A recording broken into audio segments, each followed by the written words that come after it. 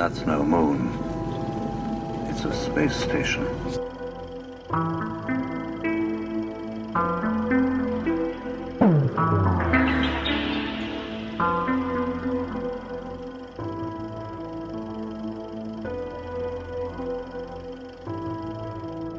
Hey guys, welcome back to the show. If you notice, Aaron is in town with me and back in the studio where it all started, and not for much longer because I'm getting ready to part ways with St. Louis.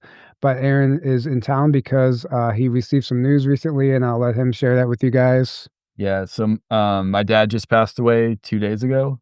And I know you guys know my mom just passed away in January, and now my dad, he's had a lot of health issues for a long time, and for about the last 10 years or so, we've kinda all the family's kind of been like any day now he could go, because, it's just been at that level for a while.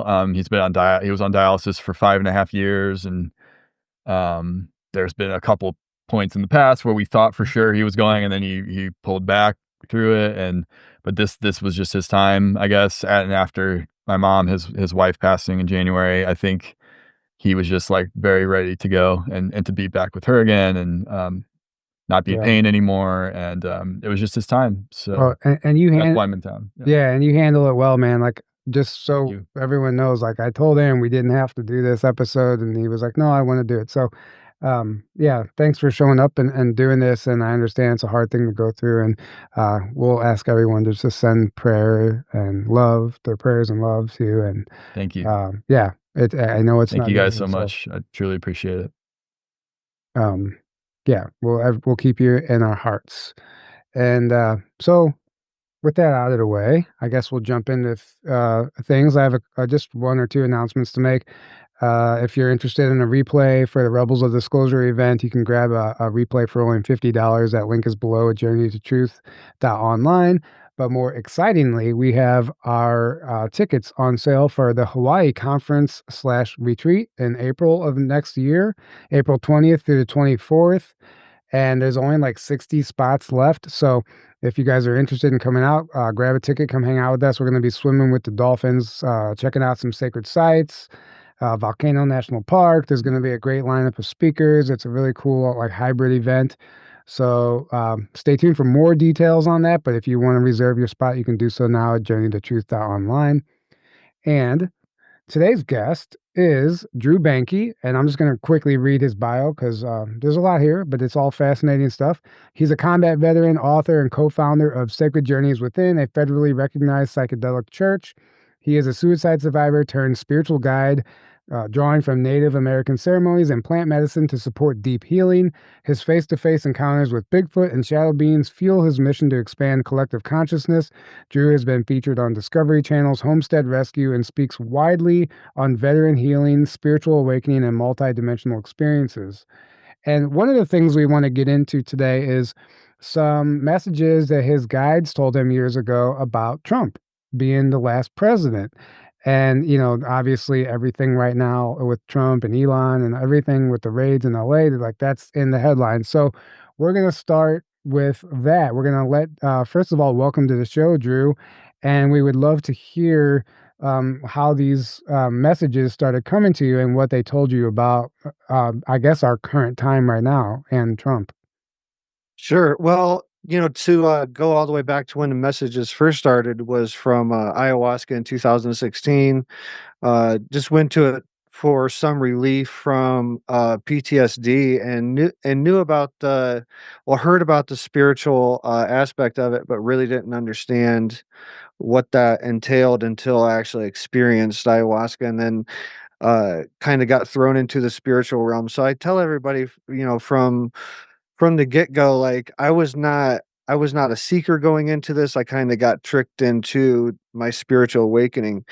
So from those first 2 ceremonies, a floodgate opened of messages and downloads and intuitions and, just truths coming to me, and eventually, it led into, dream space, a lot of dream space activity, and then, seeing, the dreams manifest out in the physical. And, so now I get, it's not every night, but when I do remember a dream, and go to dissect it, lots of times there's a lot of truth to it. And years ago, like one of the dreams that I have was saying, and this is when Trump was in office the first time, and it was coming up towards his the when he lost to Biden. So this and I want to put this Lost. out. Lost Yeah, to Biden in quotes.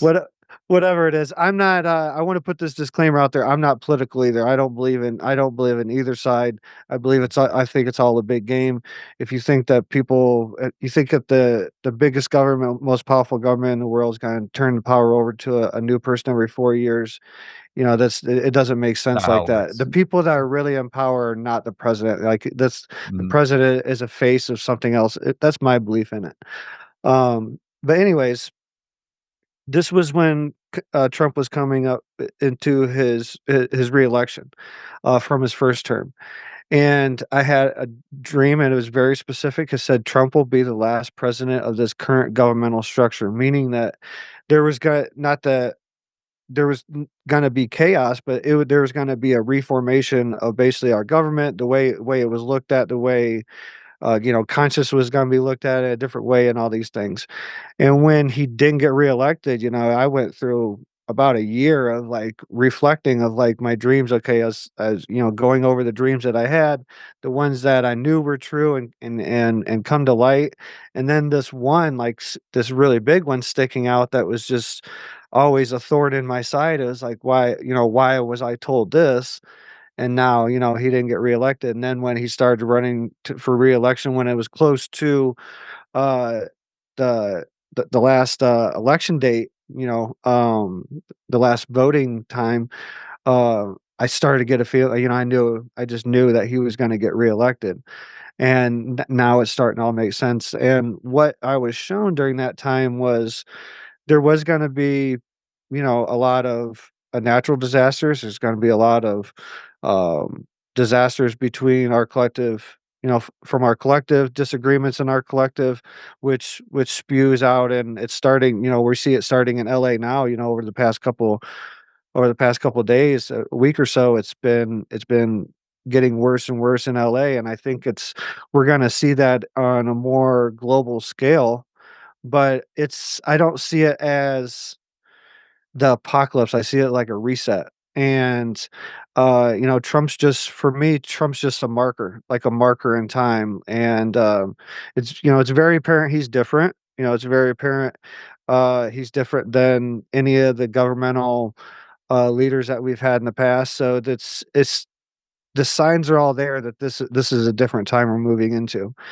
To expand on why I believe Trump and this prophecy, and why I think why it's all happening is, there's speculation on the shot that hit to his ear, the assassination attempt, the first assassination attempt, the one that hit his ear.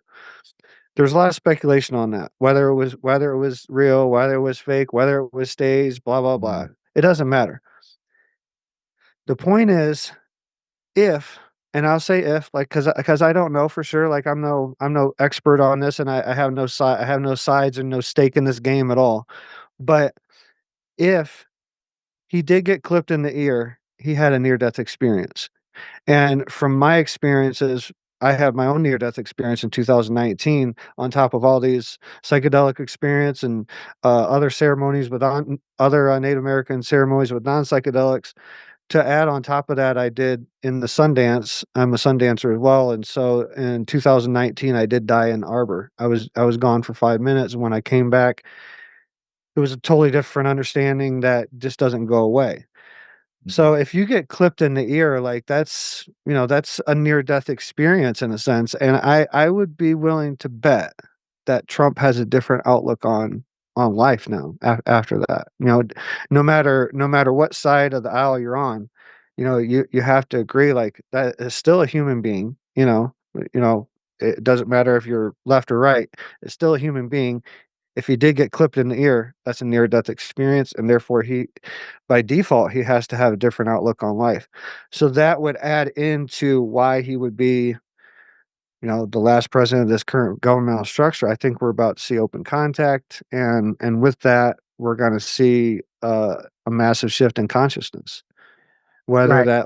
Whether it looks like a solar flare or a mass contact event, those are the two other dreams, the two um, options, and it could be happening at the same time. It could be a solar flare and mass contact event at the same time. Who knows? But those are the other um, some of the other things I've been shown and seen what was about to happen. Right. Can you go into more detail though about the when your guides first told you that of how it came through and because I was listening to your typical skeptic interview where you kind of went through that whole story, and then you said coming up to the 2020 election, you thought, oh well, this is his second term that I was told about, and this will be the last.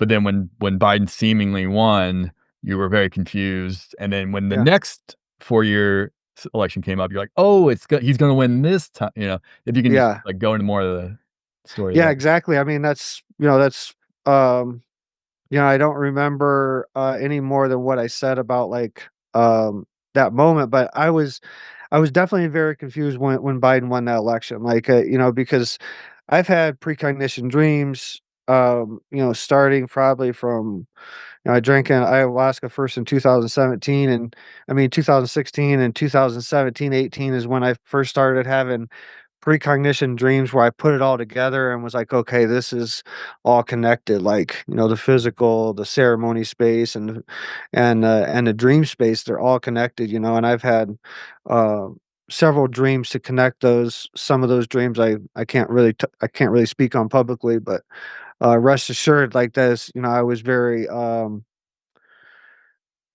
shown in no uncertain way that they're all connected. So uh, you know dreaming, it was definitely was shown part of my mission. And yeah, that with Trump, I think we're at this time. I think there's a lot of people speaking about this time, and I'm not the first person to prophesize Trump being the last president. No. It was prophesized before. So I'm not claiming like I'm coming out on breaking ground. I'm just saying I share the same vision and the you know same outlook on what's about to happen. Truth's, and when the truth is truth like that, I think it comes through in many different ways and many different times throughout times and many different people, many different vessels, or sparks of the source. And I believe we're all sparks of that source. And when the message needs to come through, I believe it comes through in no uncertain ways. So I think, I'm not the only one that's been prophesied before. I think Edgar Casey, if I'm not mistaken, Yep. was one of the first to really publicly come out and say it. But we all have. I mean, how many of us has went through the spiritual awakening and had the dreams of floods and tornadoes and tsunamis and natural disasters and things like that. How many of us has had dreams of big solar flares or mass contact events? Like, I'm not the only one. A lot of people have had these. To include Chris Bledsoe and many others, like Mm. bona fide contactees. I believe it's more of a consciousness aspect outside of a UFO or alien thing. I think it's more of our consciousness and connected to source. I think it manifests in any way it needs to really catch our attention. But um, the byproduct of quote unquote contact with ships or face to face encounters or whatever it is a heightened state of consciousness, much like you would get from an ayahuasca ceremony or things like that. So I think it's all connected, man. I think it's part of the phenomenon. I think we're changing. I think we're at the beginning of a new age of humanity. And I think I think Trump is a marker. Right. I couldn't agree more. He's playing a role. That's Right. it. Yeah. He's just playing a role, right? Yeah. Yeah, and not Not necessarily a a savior. savior, Yeah. not a whatever. He's just playing a role that is an important role that needs to be filled by somebody, and he's filling it. Yeah. Sure. Yeah. I mean, we're all feeling it.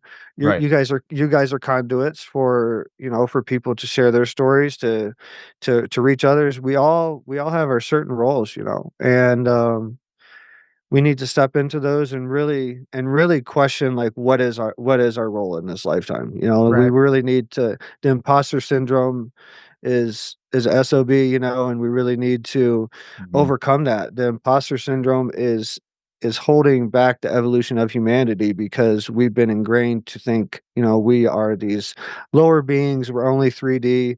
You have to go to a church and go to an intermediary to talk to God or whatever it is. You know, this has been implanted over generations, and we're breaking out of that, those stereotypes and false truths that's been ingrained in our souls and our bodies and in the water that makes up our being. You know, Emoto found out long ago that these vibrations affect water. That means they're affecting our body. The powers to be, I would be willing to bet from the very beginning knew this. This is Mhm. why and I'm a veteran. I got a flag tattooed on my arm, but uh the Pledge of Allegiance is, if you go to any other country and say the Pledge of Allegiance to them, it sounds like a cult. Like, I know I'm gonna get a lot of flack from just saying that. I've said it before, but I served 2 tours in Iraq, so I if there's anybody that has the right to say it, I do. It's it's it you're giving your power, your manifestation energy away to a power, and they're building a cage around you through your words and manifestation energy. We all have energy coming out of us, and wherever we direct that, it goes there. And if those why that's why mantras are very powerful. But what is a mantra? Pledge allegiance, and if it's magnified by as many people as said it over the years, every morning in school, there's a reason why you said it in school. It was draped in patriotism, but in the under that drape is a very dark reason why you're doing that. You're giving your manifestation energy away to powers to be that know about this, and Mhm. in turn, they're using it to form your own cage around you. Right. Right. Well said. Well, very well said. And so going back to, I guess that ties right back into Trump. Like they probably have known that he was coming along too. And there's literally a book called The Last I President. was gonna say Yeah, that, yeah. that I've read. I have it. I just packed it away. From, But like, 1900 yeah, or 1899. the late 1800s, and Yeah. I read it, and it literally scarily predicts Mm. this current time and Trump, and not just Trump, but everything that's happening too. Mhm. And so then there's the question of time travel now, because the Baron Trump's ventures, whatever, all that stuff. Mhm. So, what do you think time travel plays into this? Absolutely, yeah, I mean, it plays into it in the sense that, not as far as, like, the Trump family, I don't think. Maybe it does, I don't know. I mean, it's the way I look at things, I see the government and everything, but my focus is way past that. Like, as far as time travel, I think our star brothers and sisters, if you go on to any reservations, you set in any ceremony, you go into a PODTP meeting, you go into a sweat lodge, you're gonna hear talk about star brothers, the Joaquino Ayate, the Star Nation, as it said in Lakota. And the Hopi, almost any tribe, especially in North America, South America, you go on anywhere on the continent, any indigenous tribe, and they're talking about their star brothers, and they're talking about them in the form of a relation. So I think at one point, in our in our evolutionary path, we do figure out time travel. We do figure out how to bend time space, and what we're seeing right now is our star brothers and sisters coming back and having a role, playing a role, while abiding to the cosmic laws of free will. And I think there's only like 4 laws. It's in my first book, I'm Perfect, and so are you, on Amazon. One of the downloads was given a creation story and the 4 laws that govern creation. But, I think our star brothers are coming back here and helping out in that sense, and, like, so I think anytime that as far as the question of time travel comes up, I think anytime that we see a ship, face-to-face encounter, Bigfoot, or any higher dimensional being like that, I think we're seeing a reflection of ourself from another dimension. I don't think there's I think quite literally, it's not a theory. I think it's or a cliche thing I'm saying. I think quite literally we're seeing another expression of our own soul space, not of source's soul space, but our soul space that's operating in other dimensional fields. We're bilocated. That's kind of agreed upon in quantum physics. That's agreed upon in my experiences and ceremonies with psychedelics and whatnot. That we're definitely bilocated and been shown that with very much truth. But as far as Trump and Barron and all them, there's a lot of things come up. You know, I know Barron and the Trump name is brought up a lot in literature. So I haven't really delved into that, but it doesn't matter to me either way. You know, Right. for what I'm trying to accomplish and where what I'm the theories that I'm working on, you know, that's past where I'm really worried about for that. Right. I guess what I was getting at is you said, well, I feel like that even the deep state, if you want to call them that, the cabal, like I think they've always known this was going to happen too. Like whether it's a timeline viewing technology, time travel, whatever the case is, like if you're getting messages like somewhere out there, like there's other people that that knew this was coming too, and they've Absolutely. tried to like put out Stop it, thwart it. I thwart Yeah, it, it's on and a different then timeline. the predictive programming so that Yeah. we create a timeline where whatever, all the above. But I feel like it's not. It's like a temporal war, right? It's so multi-layered and in a like a multi-dimensional war too. And the fact that like there's things that are occurring even within government, I say that are multi-dimensional or trans-dimensional, if you want to say. I don't think it's just as black and white as 3D politics, and I do think that there's some form of plan or operation. And I feel like the fact that people like you are getting messages, the way that can only be true is if this was already known, right? Yeah, yeah. No, I couldn't agree more. And to speak on that directly, I was just at a conference, I think about a month ago up in Wisconsin, Contact Modalities Expo, and I got to connect with Chris Bledsoe there, and we've been in contact pretty much every day since. And he's a great person. I can really say wholeheartedly that he did have a really genuine experience, and whatever he's talking to, I recognize it because there's a lot of similarities between our stories. The three dot he has just one of the things was very interesting to me. He recently talked about the three dots on the front of his book and how they are very important to the story. And it floored me because I was thought back to when I published my book and I had my wife do the art for my first book, and it was very important for me to put three dots on the front of my book. And that was back in 2020. But to speak directly to the connection to the government, it's no secret that Chris is very well connected to CIA. He's been investigated by NASA and all these different agencies. So a lot of question before I met him, that everybody has, like, what side is he on, like this, that, and the other, and the answer is he's on the side of helping the powers to be move this consciousness thing forward. And it's no secret. He said it very many times. It's nothing he said to me in private. He said it openly in conferences.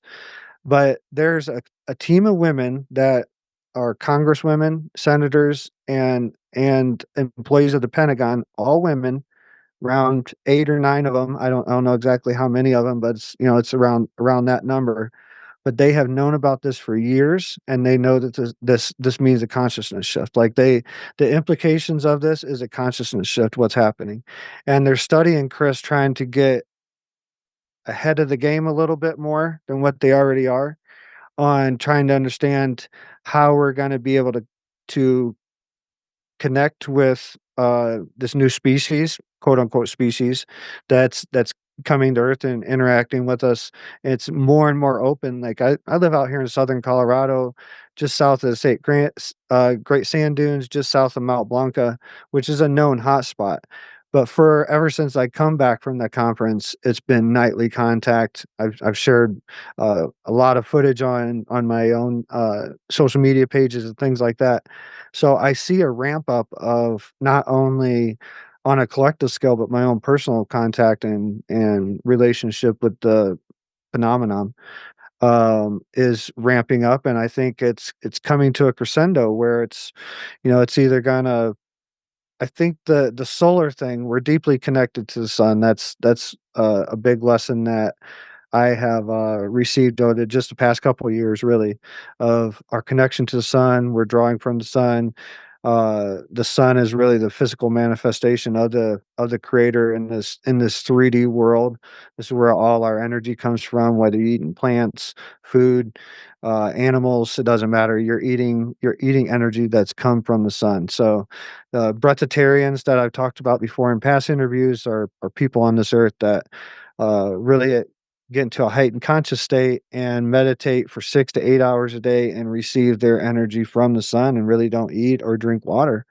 And that's really fascinating to me. A lot of people don't believe that, but I can, like I've said before in past interviews, I'm not to that point of consciousness, but I can understand how that could be possible in a more dedicated consciousness state. Yeah. Mm. Yeah, absolutely. I mean, there's so many things that people are tapping into right now, and the way I look at it is I saw something on social media today, and there was like it was a paranormal group I follow, and all of a sudden there's like all this infighting, right? There's always these infighting in these groups, but what I see ultimately, it doesn't matter where you go, if it's ufology, paranormal, disclosure, it doesn't matter. Spiritual Spiritual community. community, it doesn't matter. There's infighting everywhere, and it's really nobody's fault because everybody's belief systems are being shattered right now. Everybody's trying to figure out what's happening. Our paradigm is quite literally virtually changing before our eyes. And people don't really know what to believe in. And every time that they grab onto something new, somebody else comes and challenges that.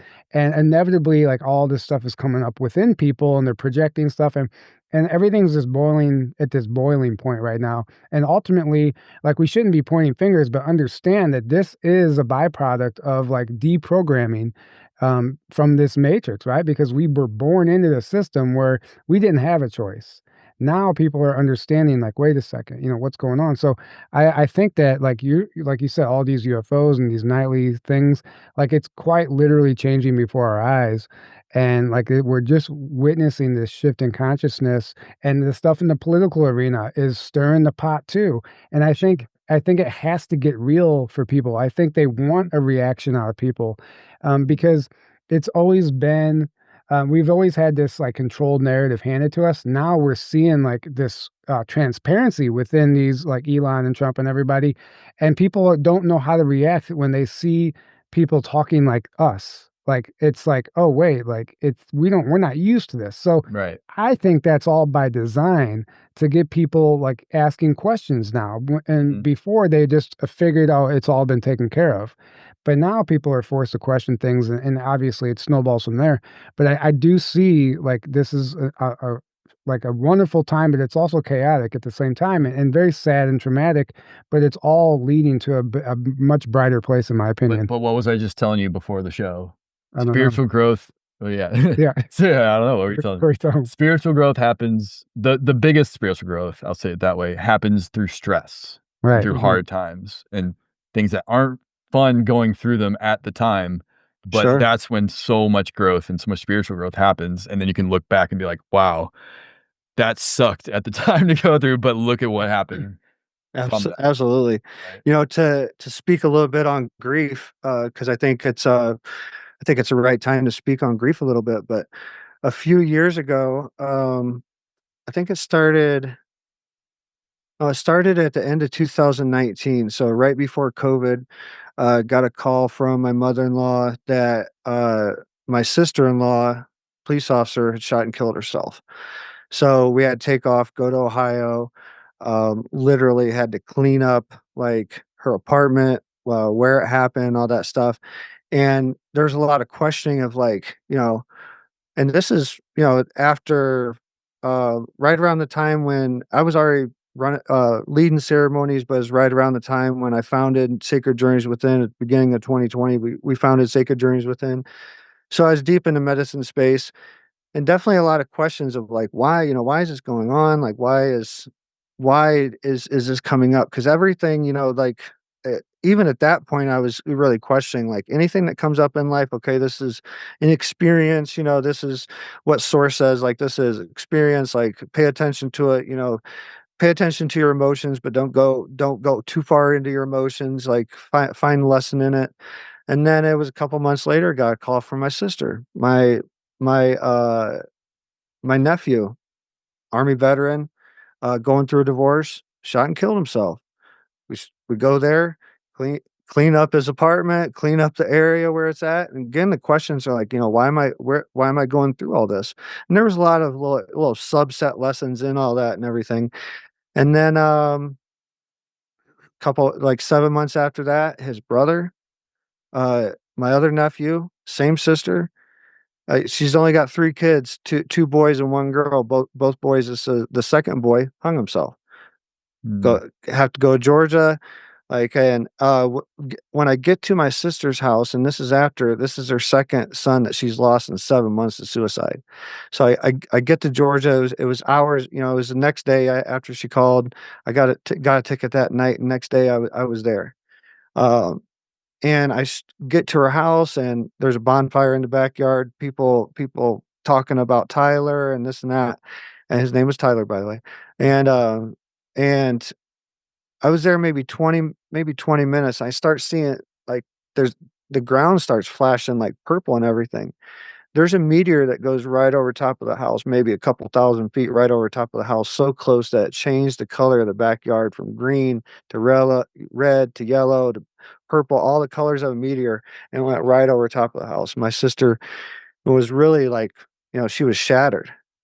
And she really wasn't she hadn't really said anything to me yet, and she looks at me and she's like, "You think that was connected to Tyler?" I was like, "What do you think?" I was like, know, I'm Right. like at that time I'm 45 now. I think at that time I was like 43. I was like 43, and I'm 43 years old. I've seen a lot of things like in these years, especially since 36 when I first drank ayahuasca, but I've never seen anything like that. I was like, "You tell me, sis," and it really helped heal her. And then fast forward, a couple months later, December 23rd of 2021 was the last one of this, like, 4-block succession of over a 2-year period having to bury people and all this stuff. Get a call from my mother-in-law. She had 3 children too, 2 girls and 1 boy. So both of my wife's siblings, OD'd on, accidental OD on fentanyl. Oh my goodness. So Jeez. yeah, went to Ohio, and, it was all too familiar, the whole process at that point, of like how to set up funerals, how to help out, like what we needed to do, things we had to check and everything. But then, like, I was asked to, like, officiate over the funeral. Mm. So, of my brother-in-law, because he drank ayahuasca with me a few times, and I was, like, his closest thing to, like, a spiritual, leader or whatever. And, what it really hit me at that moment, after burying 4 of my really close family members, in the past 4 years, and to suicide, which I was a suicide survivor, so, like, there was lots of times when I was thinking, especially with my brother-in-law, like, seeing him in the casket, like, seeing flashes of my face in the casket, things like that, and the message really come to me during his funeral, and I think it may have, come from him, or he definitely may have helped the message come through, but grief is one of the deepest lessons, because you can talk about your ideas of spirituality and how things work, how energy works and all that, but how are you gonna react when you really have to? And one of the deepest lessons is burying someone that's close to you. Yeah. So, and I guess that was in the background, but it really struck me at that point, all the lessons, all this over the past, it was 2 years of burying, family members, pretty much every couple months we were doing it, every 7 months we were doing it. And the message finally come through to me like, this is why you're here, and there's a reason you're seeing this contrast of so much suicide facing you. And even my niece said, you know, how many times over the years from when you got out of Iraq to when you drank ayahuasca, how many times did we think that this was going to be us sitting down here and you were going to be up in there? And this is when, you know, when her first brother passed away, and she said that to me. So grief is a very, when it hits you, like, just understand, and this may be particularly, you know, a conversation that everyone else may be hearing, but it's really between me and you, Aaron. Mhm. But when grief hits, just understand that you're getting to the end of your, you know, a heightened point of your spiritual lessons, because Mhm. you know, put your money where your mouth is, and that's kind of what's happening right now. You know, Yeah, thank you so much, man.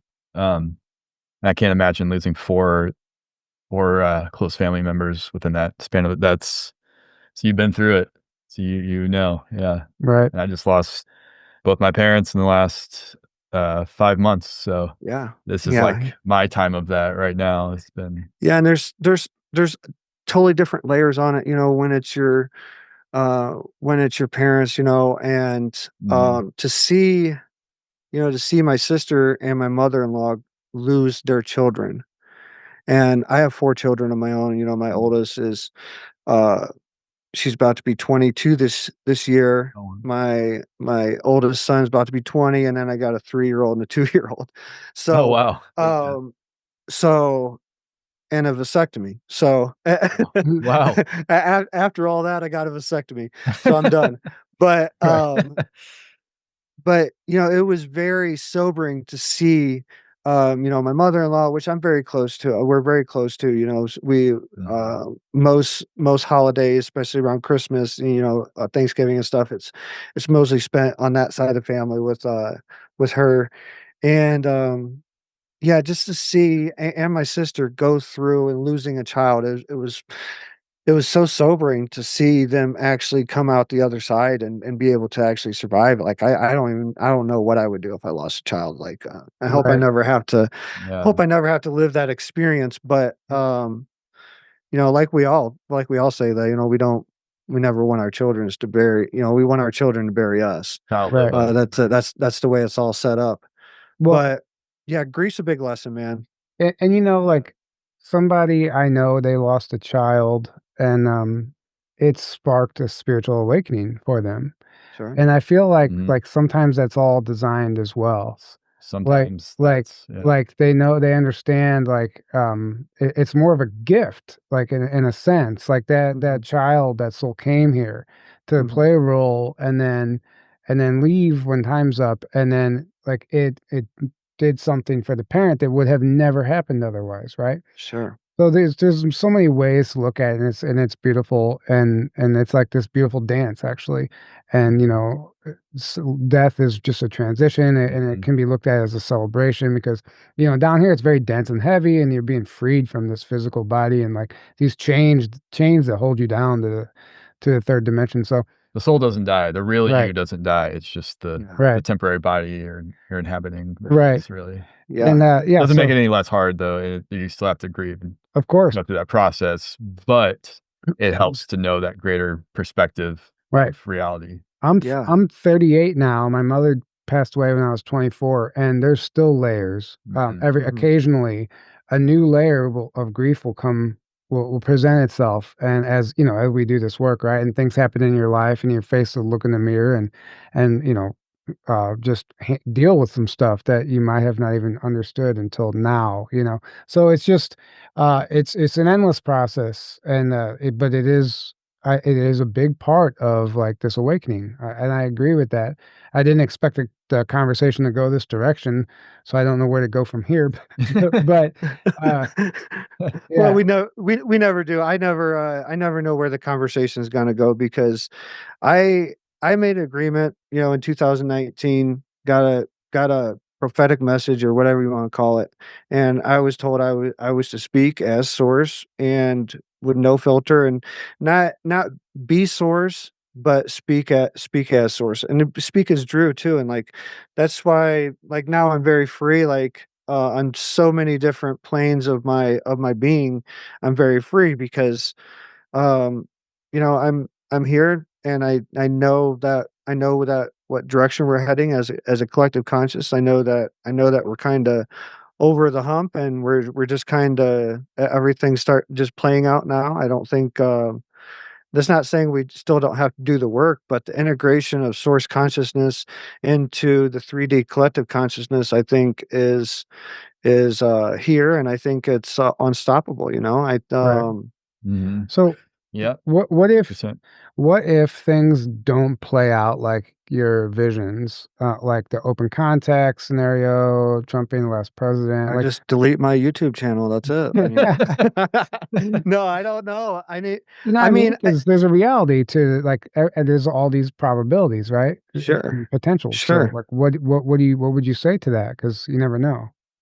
You just never know, and it's just do the best that you can. If it doesn't turn out like, um, man, I don't want this a kind of a longer story, but uh, I for a little while, about a month or so ago, I really thought, and I swear to God, I looked it up on Google and everything. This is before I went to the conference in uh, Wisconsin. Me and my wife were having a conversation, and it was around 420.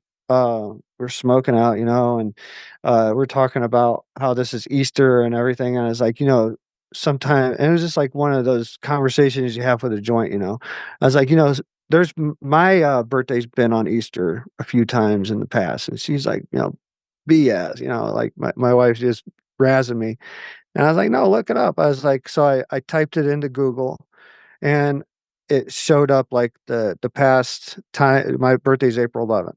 So it showed up the past years that my birthday fell on April 11th, and it said next year was supposed to fall on April 11th. So went to the conference, and I was like, a lot of some of my conversations, like I mentioned this in conversations and stuff, and then uh, when I got back home, I end up looking it up again. I was like, okay, want to take a screenshot of this. I'm going to start putting a post together.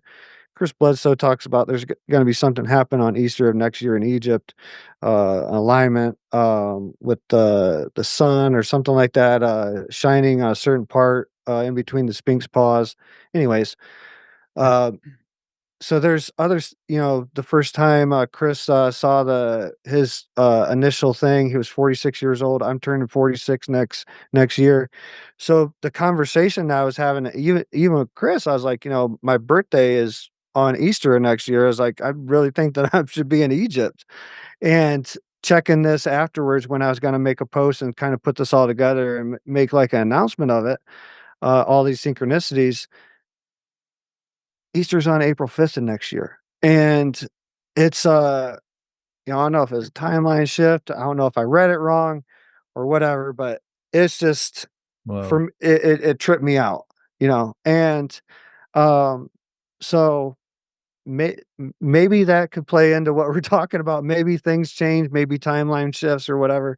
But the facts are still the facts, of all the alignment and all the other alignments other than the actual alignment of my birthday being on Easter next year.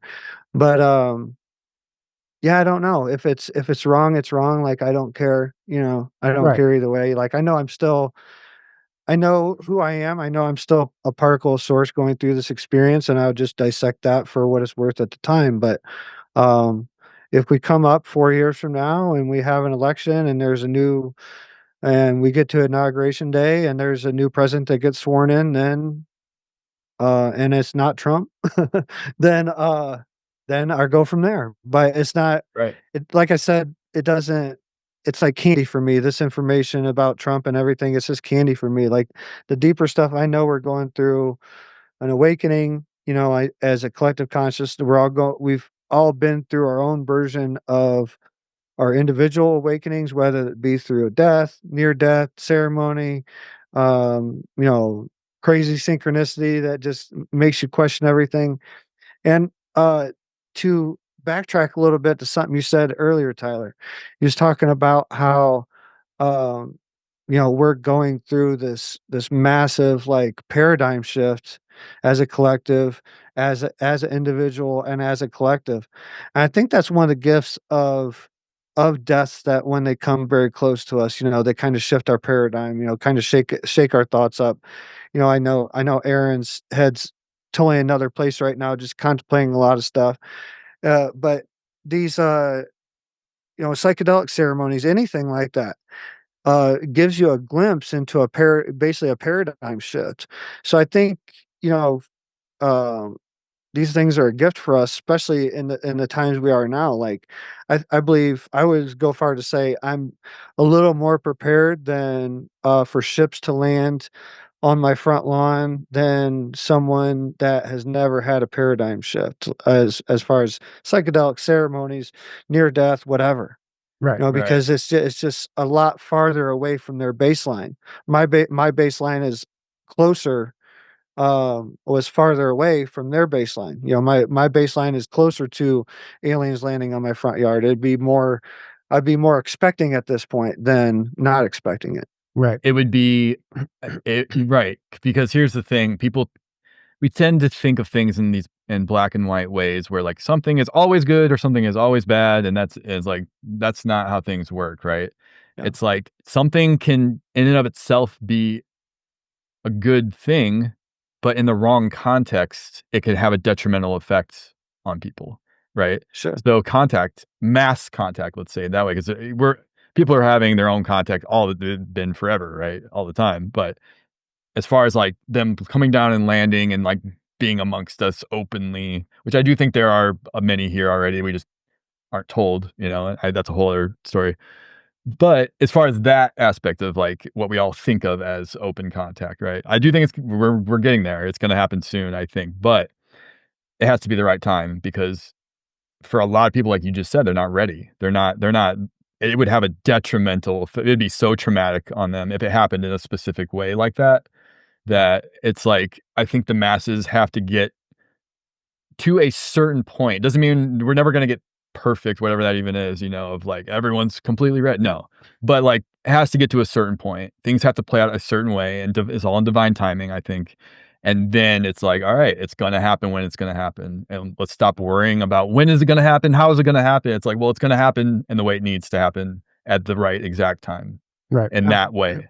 And you Yeah, focus on your own self and your own journey, and we're all helping the collective. Right. yeah. I don't think it's the government that's going to be, No, leading the disclosure. I think by the time that no. the president, whoever it is at the time, steps out on the South Lawn up to a podium and announces that we've been in contact, I think it's gonna be a known fact. By then, But yeah, by that, it's gonna be a known fact, and it's pretty much that way anyway now. I mean, right, I don't know what people's definition, or what, each person has a different definition, or really what they look for in a disclosure.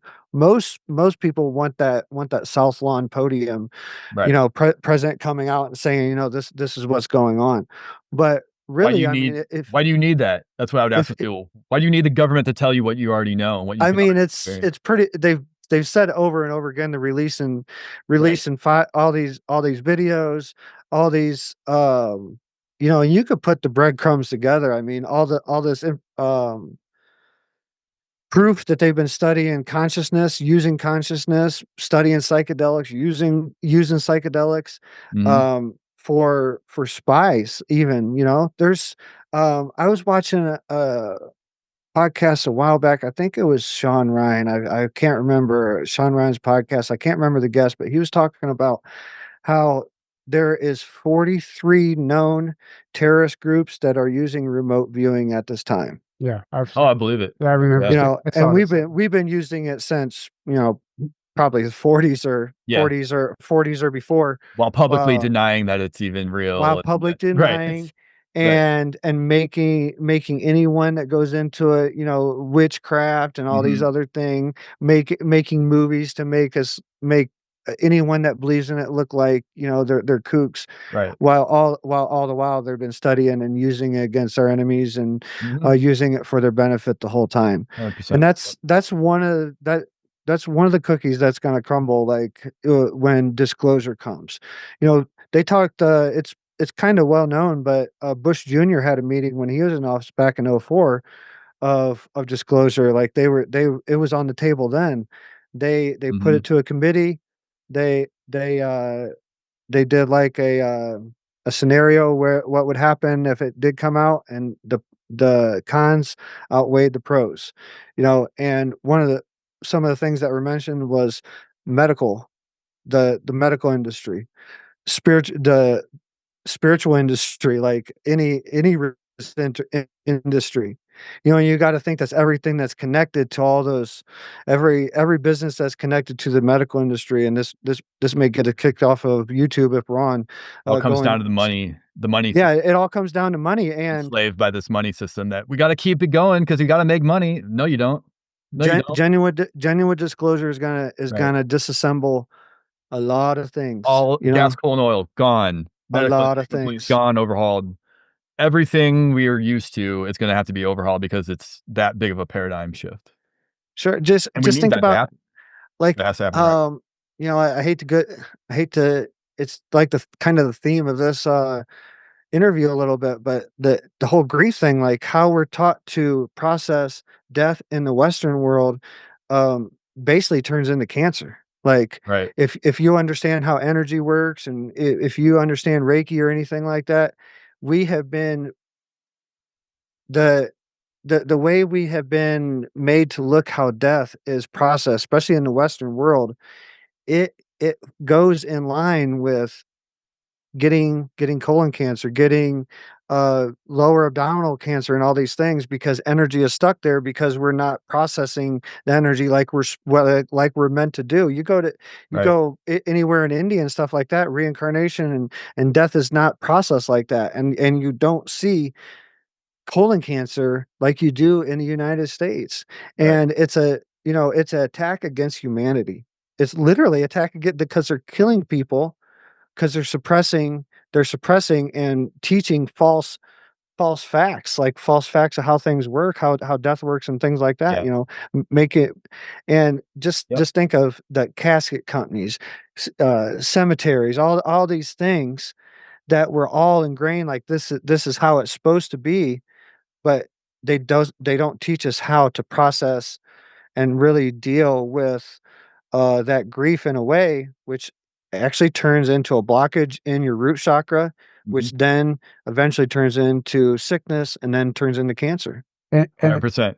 yeah, 100%. and it's interesting though because we're gonna have to grieve and mourn the death of a system and Mhm. and Yeah, belief systems Yep. and Programmed. and just Belief. programs, just ways of life. But that it's also solid advice for that type of grief too, because it's no different because you've attached yourself to that, right? And it's yeah, still like part of who you are. It's all you know. Your ego gets attached to these programs, and you think in such a way that we basically our identities are so attached to these mind control programs, we think we are them. So when they start that's why whenever they start being questioned by people, what do people go in the defensive? Really, what they start like sure. Well, lashing out and getting a- all defensive and you know what? to attack on their ego. This reminds me of like, okay, we all want change until change gets real. Then everybody has a problem with it. And this is a Right. perfect example. I've noticed.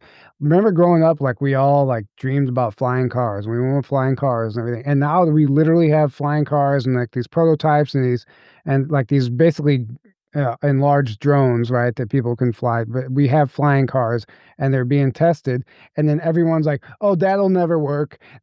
How are they going to fly that around? They're going to crash. We don't have an infrastructure for that." Right. Right. And like we've been dreaming and asking for flying cars for so long. Now that they're actually showing up, everyone's resisting it because it's literally means like, oh, we got to give up all this stuff that we put our energy into, and these roads and my car and all this stuff. Like, what does that mean? So people get threatened, and they don't understand on a subconscious level that that flying car is actually threatening the entire infrastructure that they've identified with.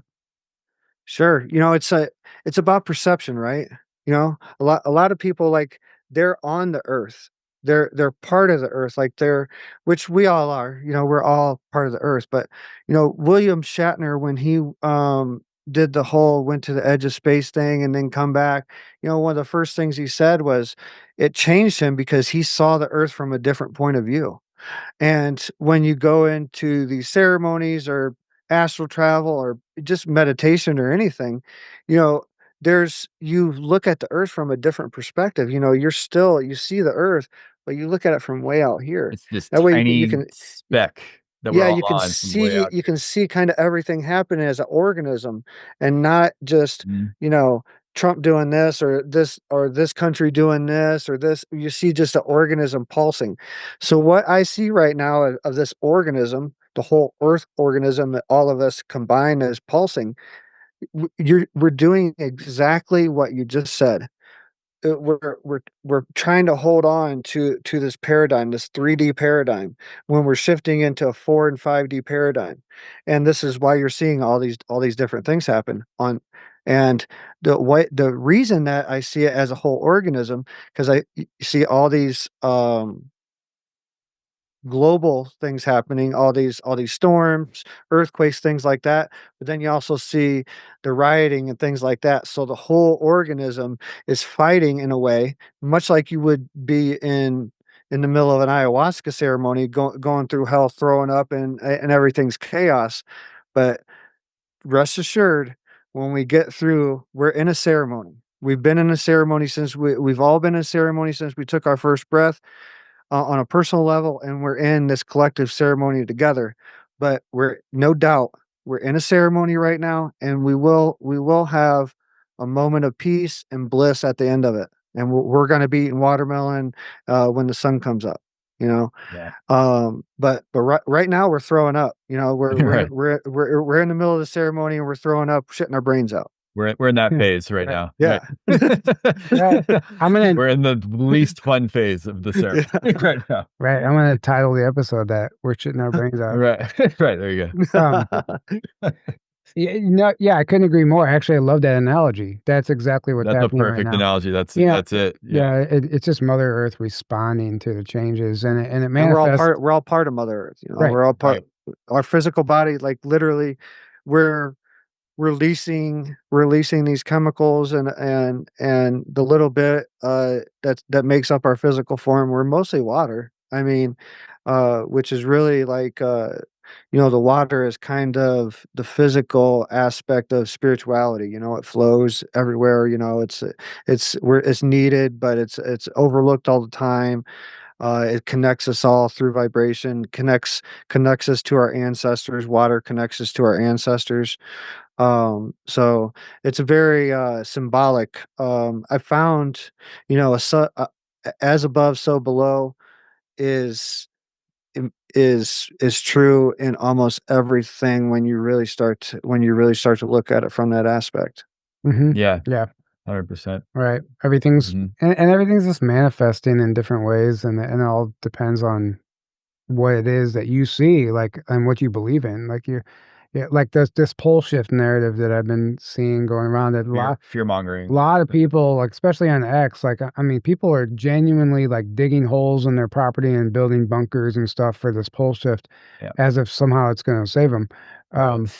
But I'm not kidding, and there's people I know and people I consider friends that I see prepping for this and very scared, and I'm just like, this has been a narrative since I've been a kid. I remember in school actually being scared of a pole shift in elementary school, and like I don't think that we've been given this false history, and everyone's like, oh, there's proof in the history books that it's happened many times before, and it's going to happen again. And okay, maybe there's some evidence there, and there is supporting data, but ultimately, I feel like it's it's like rinse and repeat, right? Why fix it if it's not broken? They know this pole shift narrative works, so they're going to keep recycling that as long as people are going to keep falling for it. And if it keeps you in fear, that's what they want to keep you at the lower vibrations, right? Right. Anything to keep Yeah. you in fear. So But you're but at that let level. me finish my thought really quick. So people now, in effect, they're gonna, like, only see a timeline where that's gonna happen because that's what they believe in, and they're manifesting and perpetuating that for All your themselves. energy is going to manifest. And now what's gonna happen, like, AI is smart now, like, it picks up on your thoughts, and it's your algorithm is gonna play off of that, and you're only gonna see that in your feed, and then you're gonna literally drown in this whirlpool of your own beliefs and fears, and Self-fulfilling prophecy. right, it's a self-fulfilling prophecy, and I watch people get triggered whenever I say that there's nothing to be scared of, and it's like they literally reject positivity because they want misery loves company. Well, if I'm miserable, you have to be miserable too, and it's this weird psychological thing I see, and it's, like, really hard to reach people, but I feel like that's their own process, and, like, we just have to hold space for it all to happen and understand that inevitably that's just the way it's supposed to be. Yeah, I mean, I love that, it's, that's the basis of my first book, I'm Perfect and So Are You, is basically just talking about the divine nature of creation that we all touch on, you take too many mushrooms, you drink ayahuasca, like, you meditate, you have through whatever, Wim Hof or whatever. What's one of the very first messages that comes through when you break through? Everything that you get over there and you're like, "Holy shit, everything is perfect, man." Like, everything's in divine nature. You start processing like, okay, the cliche thing of, hindsight's 2020. Well, what about foresight's 2020? If we know hindsight's 2020 and everything always works out, and we always every see everything always work out, but we always think the next time is not gonna work out. The next time is not gonna work out, Right. but it always does work out, you Mhm. know? And, eventually you have to accept that everything is gonna have to work out, and you're gonna have to, like, live a more beautiful life. And I love what you're saying, Tyler. I definitely see that too. So many people are caught up on just caught up on the system itself, you know? Um, I was supposed to be on a interview on, I forgot, and it was a bigger news station, but it was in Chicago. Maybe it's a good thing I can't remember the name of it, but I was supposed to do an interview there when I went to the conference in Wisconsin, because I flew into O'Hare. I was supposed to stop and go to the studio and do, well, something broke on Trump, and I got pushed out of the news cycle and stuff, so that they canceled the interview. And it's just funny, like, man, if you would allow me, to have my half hour to speak what I spoke, it would have affected humanity a lot more than whatever Right. BS you had about, what's going on with Trump or whatever whatever, Current event yeah, via whatever that. event that you had. So it's just funny, the seeing, the universe just kick back a little bit and say, "Okay, no, it's not definitely not time for that station." It was a big I can't remember the station. It was big.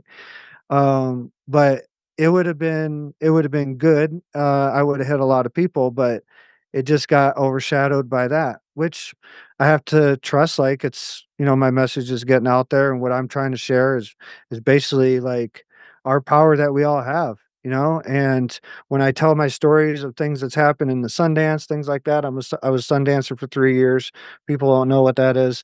It's a Native American ceremony where you dry fast for 4 days, without food and water. You dance sun up to sundown, and there's a piercing involved where you pierce and pull away from the tree, and you actually break your skin. It's a symbolic prayer, and it really, actually, not even a symbolic prayer. It's a really deep prayer of breaking away from the tether of this physical world to understand, your disconnection. So when you really break away from that tree, you're really kind of free in space for a moment, and that's when you have those visions. But this is what I've done, on my quest for the truth. We've all had our own, path, and went down different roads to get to the truth.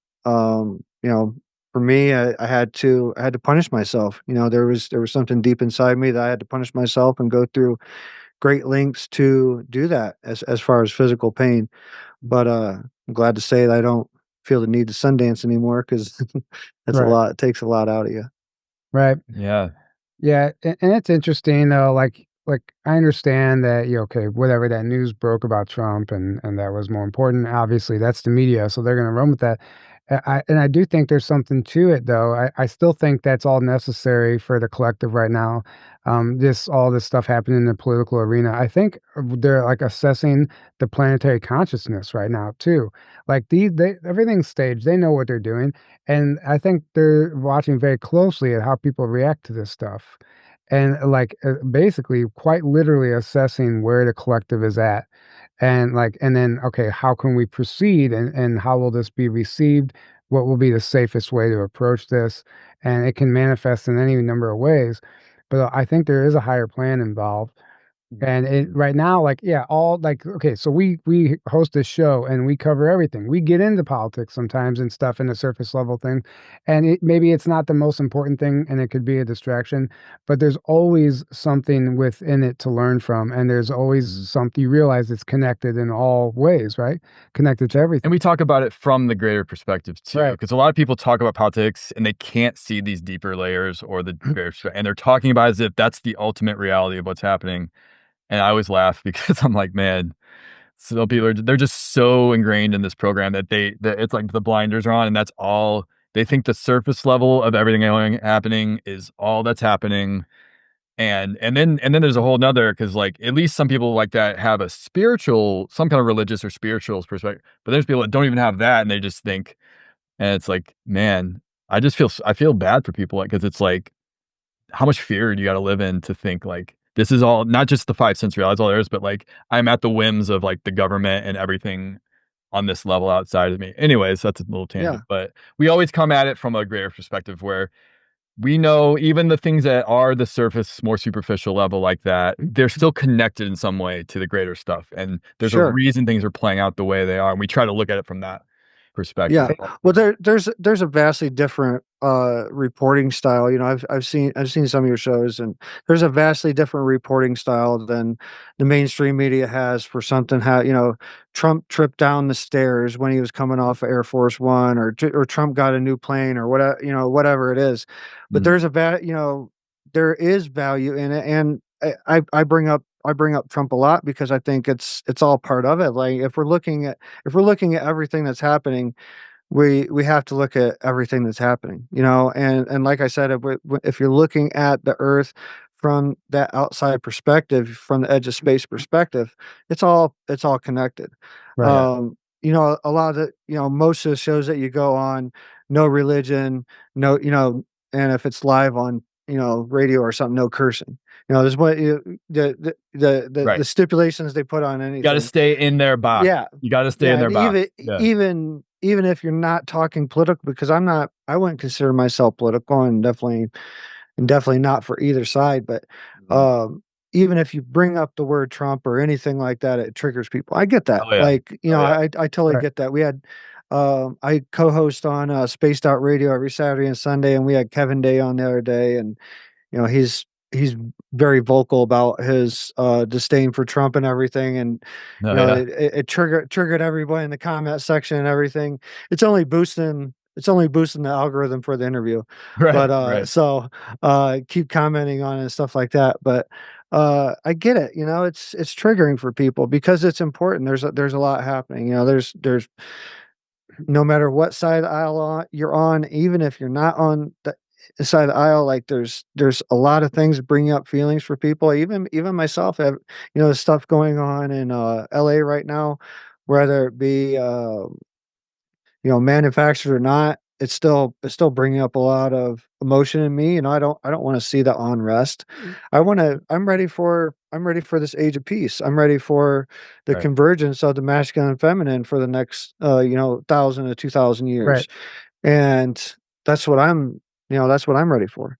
Eh, Right. But it's all catalyst at the end of the day. right. If we need the catalyst, It's you pushing it know, to us because but things are happening I, because they need to be happening. Otherwise, they wouldn't be happening. That's the for greater sure. perspective, the divine orchestration. Things are happening in a certain way because otherwise they wouldn't be happening. There must be some catalyst needed from that. For sure. You know, my traumas that led me to ayahuasca are blessings to me now. You know, at one time they were nightmares and the darkest things of my life. But after I realized they pushed me to ayahuasca, they were my biggest blessings. You know, Yep. being adopted at 5 days old, Uh, didn't find out till I was 18. Going to Iraq, divorced when I was in Iraq. Things like all these traumas that really hurt me, and pushed me to ayahuasca, pushed me to my spiritual awakening. They become the biggest blessings in that, in 100, Yeah, in the 100%, blink of an eye, they changed. 100%. exactly. Yeah. And like all this stuff that like can seem like a distraction. Like you said, you look at the LA protests and those riots and stuff, and yeah, like I feel for those people. What I actually, it's really interesting this time around because you see the footage, you can't help it. You're scrolling, you see the footage. Um, this time around, like we always would see the riots and then no law enforcement doing anything about it. This time, like the people aren't getting away with it. They're being Mhm. like the military and the police force are actually doing something and stopping it. And it's like this, it's weird emotionally to watch that because in a way, like I hate to say this, but it was satisfying to see like, okay, like these people aren't just freely getting away with it. Like this is a byproduct of the change.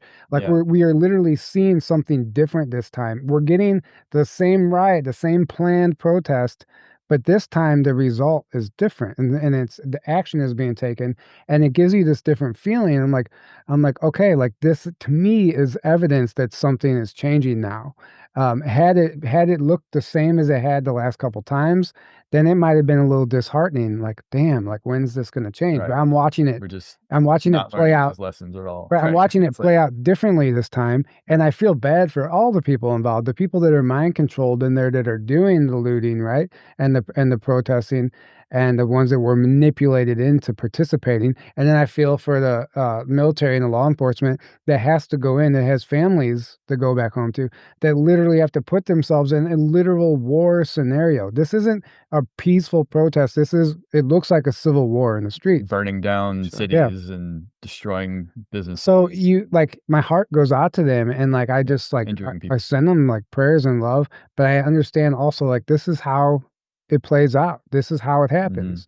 And like and it's been known. Like there's people you go back all of a sudden, people already like they know all the cities where it's gonna occur, and sure enough, that's looks like what's playing out.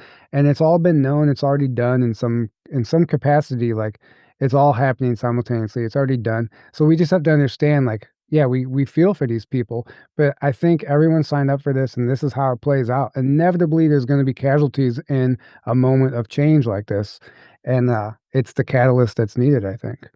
Sure. It was brought up the other day. I was interview, and it was talking about one of the things that they bring up of my understanding of how things work. Like what about the 450,000 children that go missing every year in the United States? Mhm. Well, I mean, I know that other people have said it, but I totally believe it. The QHHT type of thing. That's the soul contract. They were brought here for a reason. And wh how many spiritual awakenings is that triggering within each one of those families, you know? Is Right, it is it 450,000? Is it 900,000? right. Is it awakening 2 people in each one of those families affected? You know? This is this is how I see things, even death, because once you have a near death, like, death doesn't mean the same thing to you. It's still hurtful, and it's still deep, and it still pulls at your heartstrings, but it doesn't mean the same thing to you. You know You what have I'm a saying? whole different perspective Right. Yeah, on it. because you know that soul space is not one of the craziest things for me when I have my near death. I did not know I was dead for the first 30 seconds. Like until I heard someone say, "He's not breathing." Someone called 911. That's when I was like, "Oh shit." Like I need to set up. And that's when I sat out of my body. And that's when all clarity came. But those first 30 seconds was very confusing to me because I was like, if I were to cover up the camera right there and I would continue speaking, like this consciousness was still there at the same operating level that it is right now, just Right, without a body. right. And when I come back, I was like, I was given the choice. A lot of people talk about given a choice in near death. I was given a choice, continue with my death or go back to my body. And I said, if I go back to my body, I want to remember every bit of this, just like if was I just walked out of the other room. And Right. I always want to remember it like that so I can articulate to people and help people really understand what's really the fuck's going on. Like, we don't Right. die. Like, we don't die at Right. all. There's nothing to fear. Like, It's this not fear of even death, right? it's not even a split second of darkness. Well, Right. You know, it's not even a disc. It's not even there's not even a reload circle that is going. You know, Right. It's the never it's transition never of experience. it's never disconnect. That's it. well, and you know what's interesting? I had technically a near death experience last year now, yeah. Yeah. And my throat, I ate something and had a reaction. My throat closed up, and Very traumatic. Near-death very experience. traumatic. Yeah. Yeah, and I stopped breathing. My throat was closing up, and I actually started going in an anaphylactic shock. My dad had to use an EpiPen on me, and like it saved my life. And there's a whole like story with it, but um, I always thought leading up to that, I'm not scared to die. I'm not scared to die. But what I didn't think about, like when you can't breathe and you're looking at yourself in the mirror, like you only know survival in that moment. Like to shift consciousness and not be scared in that moment, like it's a completely different reality. Like I'm like, oh wait, like I'm not scared of dying, but like not like this. Yeah, yeah. Like you're fighting for your life all of a sudden, and now you don't want to die because like it's painful. Like you don't realize like the that that pain, that process of maybe yeah, I'd be fine if I transitioned, but it was all I knew was survival in that moment, and I was Yeah. scared to die because it was happening to me. Yeah. But Yeah. it's easy to say or not until you're in the situation Well, where it's that happening. Yeah. way is also very scary. Yeah. I don't care who you are. In that way, Right. suffocating to death, Yeah. that's scary. So Yeah. right. Burned So alive is about the worse than that, but Yeah, or that. Yeah, yeah, it's yeah. just crazy too. thing. Right. But did you? I got just one question. I don't mean to interrupt you, but did you get? Was there a point when it just like it all shut off and you just like calm? Yeah, well, no, so it was yeah, eventually, but it was whenever like I had gone into shock and I kind of lost control of my body, and it's a whole long story, but my dad when he jabbed the EpiPen into my leg, it constricts all the muscles, right? And I was able to open that passageway. And was like, I was able to catch a breath, and I knew that I was going to live at that moment. Um, I just broke down in uncontrollable tears, and it was this feeling of calmness, but I was also like, it was it was calmness, but it was more of a relief. Like I could breathe, and I knew I was going to be okay. Um, it wasn't until like after the fact, I guess, that I was calm about it. But I don't know if that answers Yeah. your question. Yeah, somewhat. I mean, there's this a point like in the death process, like when your heart stops, like there's leading up to those last couple breaths, the last couple pumps of your heart, like you're going through all that, you're freaking out. Right. And when it actually does stop, there's a calmness, like it goes from complete chaos to complete calmness because you just realize like, okay, you're just part of this Right. this is part of the process, and like, Yeah, I don't know if Right. I got that that far with it. You know what I mean? Like it was so much happening. It was so much happening like right as it started happening. My dad was there, and I didn't actually get to the point where I was like dead. It was just close. And I thought I remember looking in the mirror thinking this is the last time I'm ever going to look at myself, and that was a surreal moment. yeah. I mean, there's a lot of reflection and all that stuff, man. But I do want to say reflection, like I've been waiting on this conversation with you guys for a couple of years now, and Oh, yeah. it's not disappointing, and yeah, it's great sitting down with you guys for sure. I knew this was going to be a great conversation when we had it, so yeah, Yeah. thanks for having me on. Of course, Yeah, man. of Yeah, course. thank you so much. I didn't know you were waiting a couple of years. I've Right. been wanting to get you on for a couple of years now. Yeah. The feeling is mutual. Yeah, he's been in my ear. He's like, "Hey, we should get Like, Drew dude, we gotta on." get Drew Bankey. Yeah, and yeah, so response. yeah, thank you for making that happen because this was It happens at the right time. It yeah, all just happens at the yeah, right time. this was great, and so I Yeah. guess we'll go ahead and start wrapping it up. Then let the audience know where they can find you, what you got going on, and all that stuff. So Sacred Journeys Within is the easiest. Drew Bankey on any social. I'm on all of them. X, Instagram, Facebook, TikTok. sacredjournieswithin.com is the email. You can find out information about ceremonies we're having, or book a private ceremony, or we put up links of interviews we've had on there, or where I'm going to be. Conferences coming up. I got a conference coming up here at the Sand Dunes with Laura Eisenhower. I know she's friends of your guys' show. Good friends with Laura. Good Yeah. friends of mine Yeah. as well. And yeah, we're going to be at the Sand Dunes. I think it's the end of July. Oh, is that the one Uh, with Melanie, the quantum Yeah, or whatever? speaking to the ant people, which is a theory of how the Great Sand Dunes was, or some belief, or some people believe how the Great Sand Dunes was made. What all the sand come from? It's from underground caverns. There's ant people in there. They're bringing out the sand. That's where the sand. That's all the sand dunes. The sand dunes is like at the tallest point is like 55 stories tall of sand. Like, Wow. and it's 55. It's 55 acres or square miles or something like that. Anyways, it's a huge sand dune. That's where we spend a lot of our time, at the Great Sand Dunes National Park. But I'm gonna be speaking and sharing some of my experiences around Mount Blanca and the sand dunes and Zapata Falls and things like that. So Right. that's my next conference that I got scheduled. And yeah, in the middle of selling my house and buying a house. Hey, So we have me too. Same. Yeah. Yeah. so yeah, I seen a post, you're talking to a realtor, or some talking to your realtor about something. So I was like, I was wondering if he's selling a house or if he's flipping houses or whatever. But Right. weird synchronicity.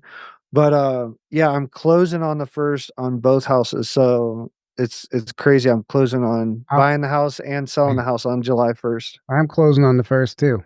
Yeah. Synchronicity. Yeah, it's funny. Hey. That's the time. Yeah, man. Well, thank you so much for joining us. And yeah, seriously. I know people will enjoy this conversation. And anybody who's interested, where can they buy tickets for that conference? Do you know the website? I'm not sure. There's links on my social. I'm not sure where they're at. I know what it is really quick. Let me find it. Just give me 2 seconds here. It is Yeah, I've known Laura for a while. Like me and her even sat in Chief Golden Light Eagle's sweat lodge, his Sundance sweat lodge a few Oh, years nice. ago. Nice. I went out there to speak. We were both speaking at the conference, and all the speakers got together, and his daughter Nikki took us out there, and I can't remember who led it, but it was his lodge, his Sundance Sweat Lodge, from Chief Golden Light Eagle. yeah. That's amazing. So That's yeah. amazing. We had Chief Golden Night Eagle on the show Yeah. a few years back before he passed. Oh, nice. Oh, You got nice. his bar, yeah. Nice. Yeah, I actually spoke at the Star Knowledge Conference last He year. spoke at the Star Wars Conference last Yeah. year. Oh, nice. Oh, nice. The Crows That's or the awesome. Eagles. Yeah, Eagle. I think. So That's part of a story I really can't share publicly, but so Yeah. the website is quantumdisclosureproject.com.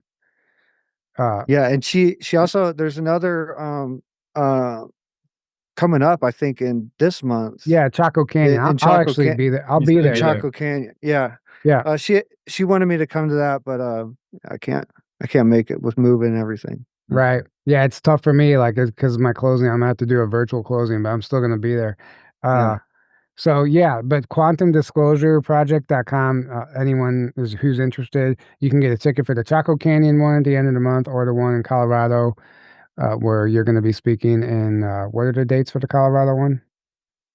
I think it's end of July. I don't remember the dates. I'm unprepared, like Okay. always. That's But all right. We'll put the yeah, link in the description, and no, we'll Yeah. the Chaco Canyon one, I'll share the story real quick for the people, because I'm not going to make it to that one. But the story I was going to share, and I've shared it before, years ago, I think it was 2018, me and my wife went hiking in Chaco Canyon celebrating our anniversary. We went back. I pulled out my drum at the end of it, sung a prayer song to the canyon, just thanking everything I was downloaded from looking at the petroglyphs, seeing like the Fibonacci sequence a lot. Right. That's in like every petroglyph site I've ever been to. I've been to 5 different petroglyph sites.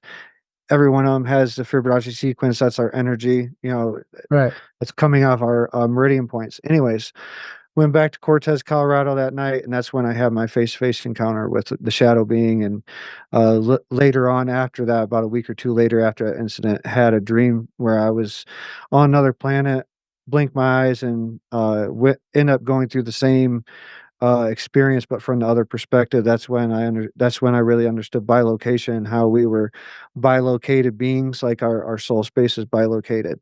So that shadow being was another particle of myself. But that was the reason why I was really wanting to go to Chaco Canyon, but it Yeah. just didn't work out with timing and everything.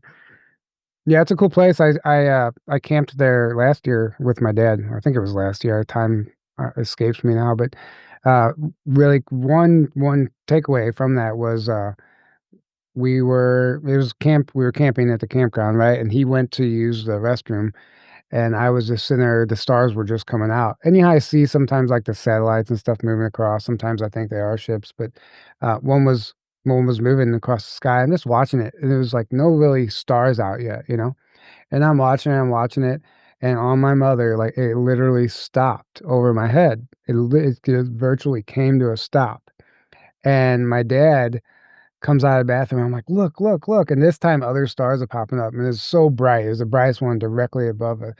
And I'm like, that's not a star. I'm like, I literally just watched it park there. And he's like, I believe you, why wouldn't he? Right. I was like, no, you don't understand. Like it literally just like was moving and I watched it stop. It's not, but it looked like a star. If you didn't know any better, or you just looked up, you think it was a star. A lot of like they usually Yeah. look like a star moving. So it was just sitting there, and all night it was there, and it never moved for the rest of the night. Really? The next night, it was the first light in the sky before all the stars.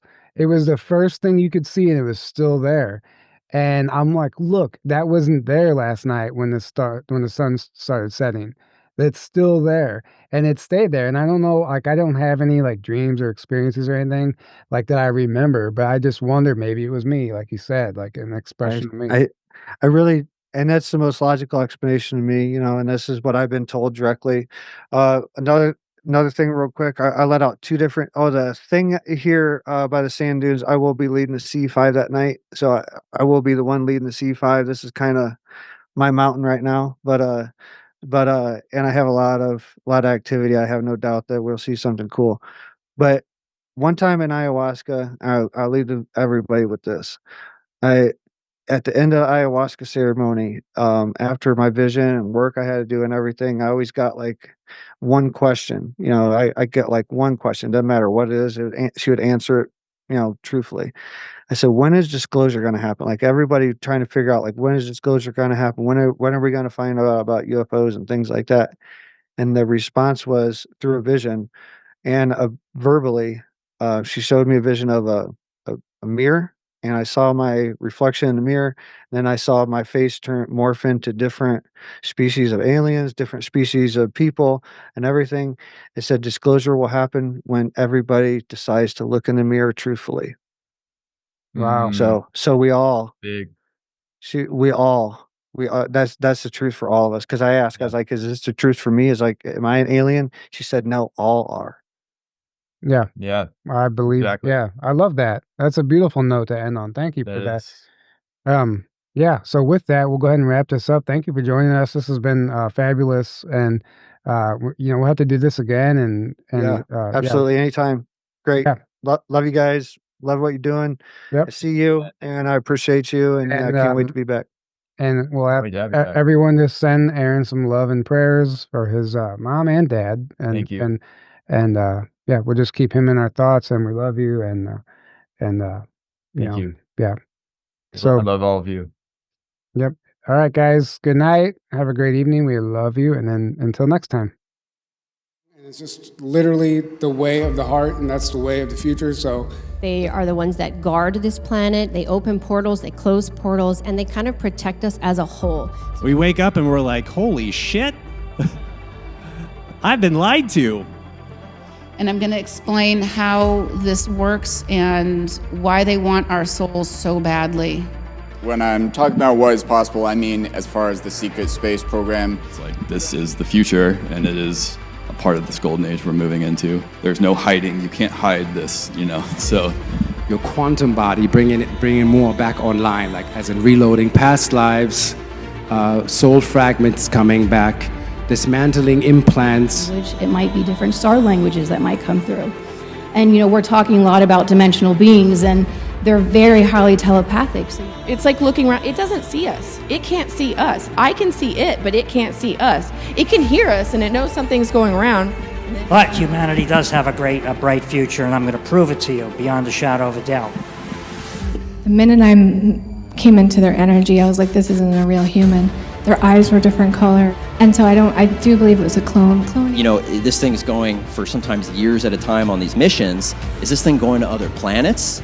And I knew that they wouldn't be able to respond, but I wanted to see their reaction because that was going to tell me. And it was good because she froze up and she looked at the back of the room to her superior military guy. And then she looked back at me and she's like, we can't talk about that. And I can hear my higher self come in, and it's definitely my higher self. Go, don't say a word, do not let them know who you are. And I began to leave my body at that point. And it is biblical. I'm not a biblical person. I've never read the Bible. My family wasn't really religious, so it's just really interesting as I've been starting to get these updates, even through the Alliance, I'm discovering it is very much biblical. When I got over there, a blue light come down right over me, and boom, I was on a ship. And I was looking at 6 people, 3 men, 3 women, and every one of them I looked at didn't seem very interested at all that I was there.